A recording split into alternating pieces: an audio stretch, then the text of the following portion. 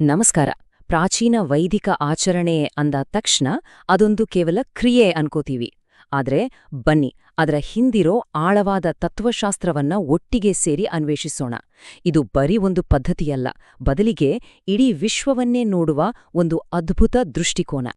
ಸರಿ, ಹಾಗಿದ್ರೆ ನೇರವಾಗಿ ವಿಷಯಕ್ಕೆ ಬರೋಣ.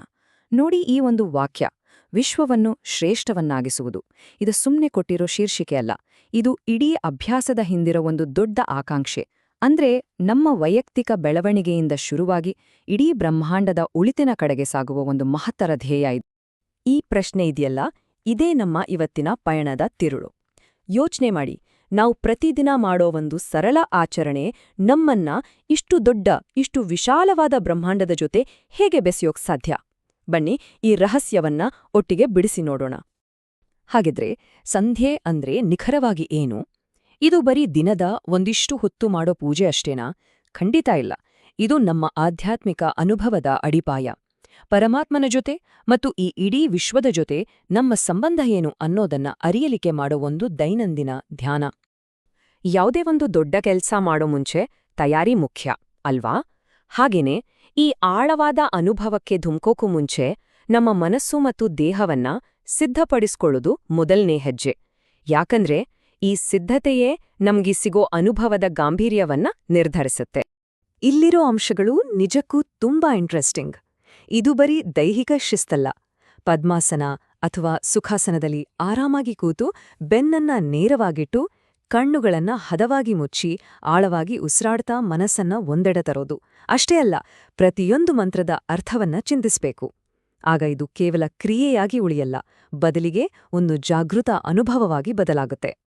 ಇನ್ನೊಂದು ವಿಷಯ ಗಮನಿಸಿ, ನಾವು ಹಾಕೋ ಬಟ್ಟೆಗೂ ಇಲ್ಲಿ ಒಂದು ಅರ್ಥವಿದೆ. ತಿಳಿ ಬಣ್ಣದ ಬಟ್ಟೆಗಳು ಸಕಾರಾತ್ಮಕ ಮತ್ತು ಆಧ್ಯಾತ್ಮಿಕ ಶಕ್ತಿಯನ್ನ ಸ್ವೀಕರಿಸೋದ್ರ ಸಂಕೇತವಂತೆ. ಅದೇ ಕಡು ಬಣ್ಣಗಳು ಅದನ್ನ ತಡೆಯುತ್ತೆ ಅನ್ನೋ ನಂಬಿಕೆ. ಇದು ಬಾಹ್ಯ ಶುಚಿತ್ವದ ಜೊತೆಗೆ ಶಕ್ತಿಯನ್ನ ಆಹ್ವಾನಿಸುವ ಒಂದು ಸರಳ ವಿಧಾನ. ಸರಿ, ತಯಾರಿ ಆಯ್ತು. ಈಗ ಮುಂದಿನ ಹಂತ ಶುದ್ಧೀಕರಣ.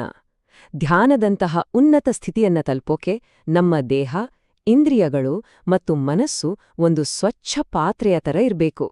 ಈ ಆಚರಣೆಗಳು ನಮ್ಮನ್ನ ಆಂತರಿಕವಾಗಿ ಮತ್ತು ಬಾಹ್ಯವಾಗಿ ಶುದ್ಧಗೊಳಿಸುತ್ತವೆ. ಮೊದಲನೇ ಕ್ರಿಯೆಯೇ ಆಚಮನ.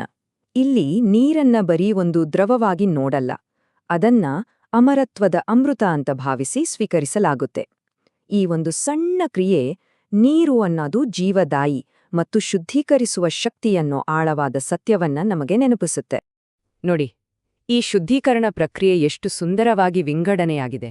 ಮೊದಲು ಆಚಮನದಿಂದ ಆಂತರಿಕ ಶುದ್ಧಿ, ಆಮೇಲೆ ಇಂದ್ರಿಯ ಸ್ಪರ್ಶದಿಂದ ನಮ್ಮ ಇಂದ್ರಿಯಗಳ ಶುದ್ಧಿ, ಮತ್ತು ಕೊನೆಗೆ ಮಾರ್ಜನದಿಂದ ಬಾಹ್ಯ ಶುದ್ಧಿ. ಇದು ಒಂಥರ ಕಂಪ್ಲೀಟ್ ಪ್ಯೂರಿಫಿಕೇಷನ್ ಪ್ರಾಸೆಸ್. ಎರಡನೇ ಹಂತ ಇಂದ್ರಿಯ ಸ್ಪರ್ಶ. ಇದು ತುಂಬಾನೇ ಅರ್ಥಪೂರ್ಣ. ನಮ್ಮ ಕಣ್ಣು, ಕಿವಿ, ಮೂಗು ಹೀಗೆ ಪ್ರತಿಯೊಂದು ಇಂದ್ರಿಯವನ್ನು ಸ್ಪರ್ಶಿಸಿ ಅವು ಒಳ್ಳೆ ಕೆಲಸಗಳಲ್ಲೇ ತೊಡಗಲಿ, ಅವುಗಳಿಗೆ ಯಶಸ್ಸು ಮತ್ತು ಶಕ್ತಿ ಸಿಗಲಿ ಅಂತ ಪ್ರಾರ್ಥಿಸೋದು. ಅಂದ್ರೆ ನಮ್ಮ ಇಂದ್ರಿಯಗಳನ್ನ ದೈವಿಕ ಕಾರ್ಯಕ್ಕೆ ಅರ್ಪಿಸ್ತೀವಿ ಅನ್ನೋ ಒಂದು ಸಂಕಲ್ಪದ ತರ.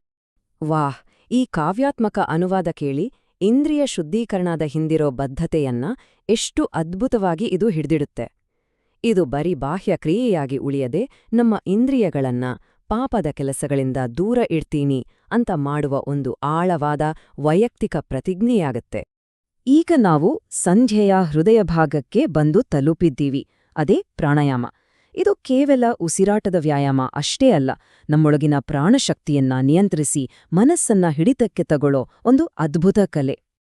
ಈ 1-2-1 ಉಸಿರಾಟದ ಚಕ್ರವನ್ನ ಒಮ್ಮೆ ಗಮನಿಸಿ. 1 ಅಳತೆಯಲ್ಲಿ ಉಸಿರನ್ನ ಒಳಗೆಳೆದು ಅದರ 2ರಷ್ಟು ಸಮಯ ಅಂದ್ರೆ 2 ಅಳತೆಗಳ ಕಾಲ ಅದನ್ನ ಹಿಡಿದಿಡಬೇಕು. ಆಮೇಲೆ 1 ಅಳತೆಯಲ್ಲಿ ಹೊರಬಿಟ್ಟು ಮತ್ತೆ 2 ಅಳತೆಗಳ ಕಾಲ ಉಸಿರನ್ನ ಹೊರಗೆ ಕಟ್ಟಿಹಾಕೋದು. ಇದು ನಮ್ಮ ಪ್ರಾಣಶಕ್ತಿಯ ಮೇಲೆ ಹಿಡಿತ ಸಾಧಿಸೋಕೆ ಇರುವ ಒಂದು ಶಿಸ್ತುಬದ್ಧ ತಂತ್ರ. ಪ್ರಾಣಾಯಾಮದ ವಿಶೇಷತೆಯೇ ಇದು. ಇದು ಬರೀ ದೈಹಿಕ ಕ್ರಿಯೆಯಲ್ಲ. ಉಸಿರಾಟದ ಚಕ್ರದ ಜೊತೆಜೊತೆಗೆ ಮಂತ್ರವನ್ನ ಮನಸ್ಸಿನಲ್ಲೇ ಜಪಿಸುತ್ತಾ ದೈವಿಕ ಗುಣಗಳ ಬಗ್ಗೆ ಆಳವಾಗಿ ಚಿಂತಿಸಲಾಗುತ್ತೆ. ಅಂದ್ರೆ ಇಲ್ಲಿ ದೇಹ ಮತ್ತು ಮನಸ್ಸು ಎರಡೂ ಒಂದೇ ಲಯದಲ್ಲಿ ಕೆಲಸ ಮಾಡ್ತವೆ. ಆಹಾ, ನಾವು ತಗೊಳ್ಳೋ ಪ್ರತಿಯೊಂದು ಉಸಿರಿಗೂ ಎಂತಹ ಅದ್ಭುತವಾದ ಅರ್ಥವನ್ನ ಜೋಡಿಸಲಾಗಿದೆ ನೋಡಿ. ಭೂಹ್ ಅಂದ್ರೆ ಆ ಭಗವಂತ ನಮ್ಮ ಉಸಿರಿಗಿಂತಲೂ ಪ್ರೀತಿಯಾದವನು. ಭುವಾಹ್ ಅಂದ್ರೆ ನಮ್ಮೆಲ್ಲ ನೋವುಗಳನ್ನ ದೂರ ಮಾಡೋವನು ಮತ್ತು ಸ್ವಾಹ್ ಅಂದ್ರೆ ನಿಜವಾದ ಸುಖವನ್ನ ಕರುಣಿಸುವವನು. ಹೀಗೆ ಯೋಚನೆ ಮಾಡ್ದಾಗ ಉಸಿರಾಟ ಒಂದು ಯಾಂತ್ರಿಕ ಕ್ರಿಯೆಯಾಗಿ ಉಳಿಯದೆ ಒಂದು ದೈವಿಕ ಅನುಭೂತಿಯಾಗತ್ತೆ. ಸರಿ, ಇಲ್ಲಿಯವರೆಗೆ ನಮ್ಮ ಗಮನವೆಲ್ಲ ಆಂತರಿಕ ಸಿದ್ಧತೆ ಮತ್ತು ಶುದ್ಧೀಕರಣದ ಮೇಲಿತ್ತು. ಈಗ ನಮ್ಮ ಅರಿವಿನ ವ್ಯಾಪ್ತಿ ವಿಸ್ತಾರಗೊಳ್ಳುತ್ತೆ. ನಮ್ಮೊಳಗಿಂದ ಹೊರಬಂದು ಇಡೀ ಬ್ರಹ್ಮಾಂಡವನ್ನೇ ಅಪ್ಪಿಕೊಳ್ಳುವ ಸಮಯವಿದು. ಇದು ನಮ್ಮ ಪಯಣದ ಅತ್ಯಂತ ರೋಚಕ ಘಟ್ಟ ಅಂತಾನೆ ಹೇಳ್ಬಹುದು. ಇಲ್ಲಿ ನಾವು ಬ್ರಹ್ಮಾಂಡದ ಸೃಷ್ಟಿಯ ಕಥೆಯನ್ನ ಧ್ಯಾನಿಸ್ತೇವೆ. ದೇವರ ಇಚ್ಛಾಶಕ್ತಿಯಿಂದ ಶುರುವಾಗಿ ನಕ್ಷತ್ರ, ಗ್ರಹಗಳು, ಕೊನೆಗೆ ಸಮಯದ ಹುಟ್ಟಿನವರೆಗಿನ ಈ ಮಹಾನ್ ಪ್ರಯಾಣವನ್ನ ಮನಸ್ಸಿನಲ್ಲಿ ನೆನೆಯೋದ್ರಿಂದ ನಮ್ಮ ಅಹಂಕಾರ ಕರಗಿ ಪಾಪದ ಪ್ರವೃತ್ತಿಗಳು ಕಡಿಮೆಯಾಗುತ್ತವಂತೆ. ನಾವು ಈ ದೊಡ್ಡ ಸೃಷ್ಟಿಯ ಒಂದು ಸಣ್ಣ ಭಾಗ ಅನ್ನೋ ಅರಿವು ಮೂಡುತ್ತೆ.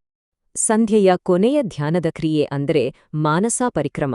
ಇದೊಂದು ರೀತಿ ಮಾನಸಿಕ ತೀರ್ಥಯಾತ್ರೆ. ನಮ್ಮ ಸುತ್ತಲಿನ ಎಲ್ಲಾ ದಿಕ್ಕುಗಳಲ್ಲಿಯೂ ಆ ದೈವಿಕ ಶಕ್ತಿ ಇದೆ ಅಂತ ಮನಸ್ಸಿನಲ್ಲೇ ಸಂಚರಿಸಿ, ಅನುಭವಿಸಿ, ಪ್ರಮಾಣೀಕರಿಸುವುದಿದ್ರ ಉದ್ದೇಶ. ಒಂದು ಉದಾಹರಣೆ ನೋಡೋಣ. ಪೂರ್ವ ದಿಕ್ಕನ್ನ ನೋಡಿದಾಗ ಬೆಳಕಿನ ದೇವರಾದ ಅಗ್ನಿಯನ್ನ ಸ್ಮರಿಸ್ತೇವೆ, ಸೂರ್ಯನ ಕಿರಣಗಳಿಂದ ಸ್ಫೂರ್ತಿ ಪಡೀತೀವಿ. ಅದೇ ರೀತಿ ಪಶ್ಚಿಮ ದಿಕ್ಕಿನಲ್ಲಿ ಸ್ವೀಕಾರದ ದೇವರಾದ ವರುಣನನ್ನ ನೆನೆದು ನಾವು ತಿನ್ನೋ ಆಹಾರದಿಂದ ಪೋಷಣೆ ಸಿಗ್ಲಿ ಅಂತ ಪ್ರಾರ್ಥಿಸ್ತೀವಿ. ಪ್ರತಿಯೊಂದು ದಿಕ್ಕಿಗೂ ಒಂದೊಂದು ದೈವಿಕ ಶಕ್ತಿಯನ್ನ ಆರೋಪಿಸಲಾಗಿದೆ. ಈ ಅಮೂರ್ತ ಪರಿಕಲ್ಪನೆಗಳು ಕೇವಲ ನಮ್ಮ ಕಲ್ಪನೆಯಲ್ಲ, ಪ್ರತಿಯೊಂದು ದಿಕ್ಕಿಗೂ ನಿರ್ದಿಷ್ಟವಾದ ಮಂತ್ರಗಳಿವೆ. ಈ ಮಂತ್ರಗಳು ನಮ್ಮ ವಿವರಣೆಗೆ ಒಂದು ಅಧಿಕೃತತೆಯ ಮುದ್ರೆ ಒತ್ತಿ ಈ ಆಚರಣೆ ಪ್ರಾಚೀನ ಗ್ರಂಥಗಳಲ್ಲಿ ಹೇಗೆ ಬೇರೂರಿದೆ ಅಂತ ತೋರಿಸುತ್ತೆ. ಹಾಗಾದ್ರೆ ಈ ಮಾನಸಿಕ ಪರಿಕ್ರಮದಿಂದ ಏನ್ ಸಿಗುತ್ತೆ?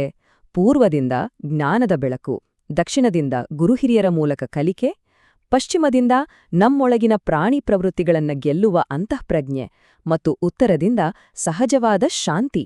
ಹೀಗೆ ಎಲ್ಲಾ ದಿಕ್ಕುಗಳಿಂದಲೂ ನಮಗೆ ದೈವಿಕ ರಕ್ಷಣೆ ಸಿಗುತ್ತೆ ಅನ್ನೋದು ಇದರ ಭಾವ.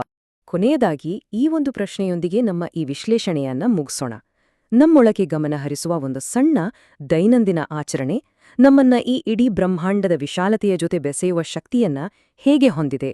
ಇದರ ಬಗ್ಗೆ ಯೋಚನೆ ಮಾಡ್ತಾ ಈ ಅಭ್ಯಾಸದ ಆಳವನ್ನ ಇನ್ನಷ್ಟು ಅರಿಯಕ್ಕೆ ಪ್ರಯತ್ನಿಸೋಣ.